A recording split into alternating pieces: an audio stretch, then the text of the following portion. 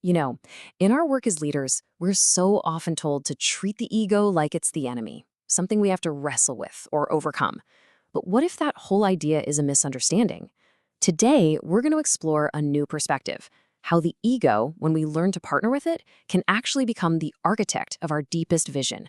Let's dive in. So here's the big question that seems to pop up everywhere in leadership circles. Is the ego the bad guy? The advice is usually to, shut it down, dismantle it.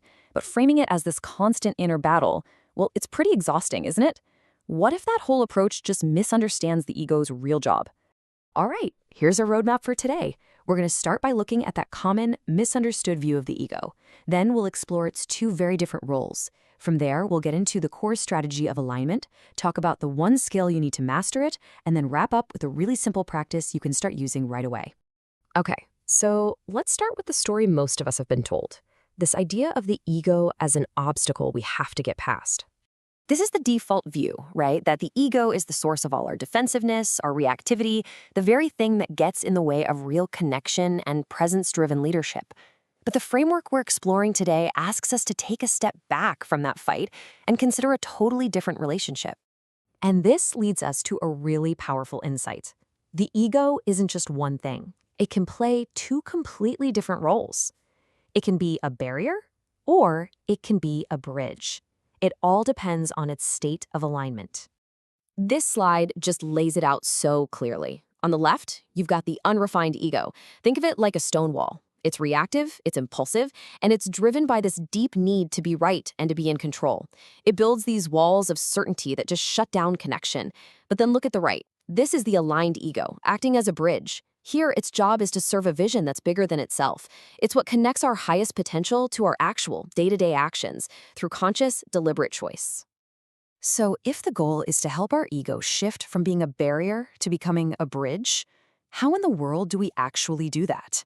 Well, this brings us to the core strategy.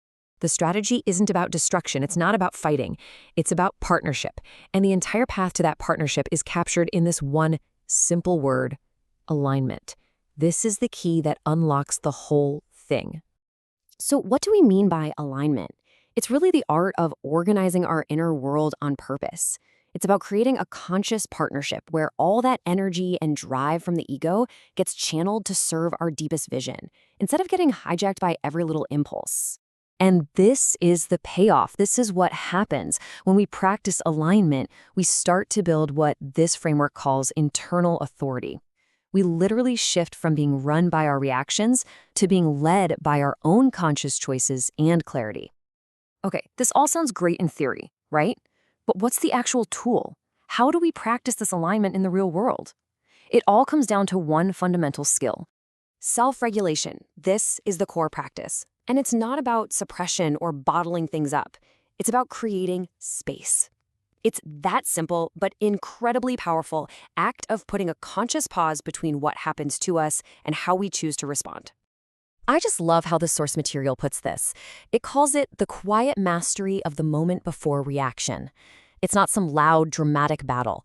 It's a subtle, internal shift. And in that quiet moment, that's where all the possibility for transformation lives. And what's so amazing is that when we master that moment, that raw, defensive energy of the unrefined ego, it doesn't just vanish. It gets transformed. It becomes creative instead of destructive.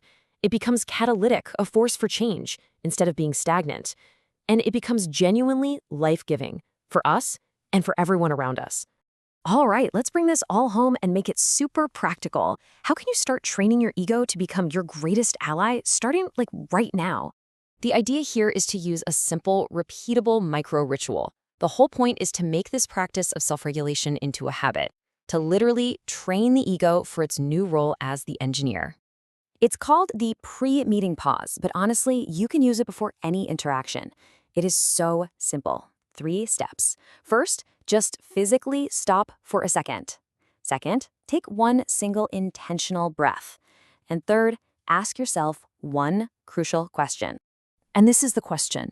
It's so powerful because it's not judging, it's just an invitation. Am I about to walk in here from a place of defense, needing to protect myself and prove I'm right? Or can I choose to show up with curiosity, open to what might happen? The power of this little ritual is that it's like a circuit breaker. It interrupts that automatic, knee-jerk program of the unrefined ego.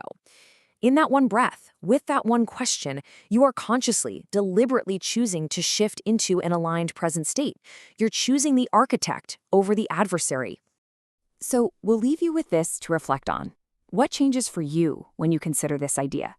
Does the thought of partnering with your ego, instead of constantly fighting it, shift how you see your own path as a leader?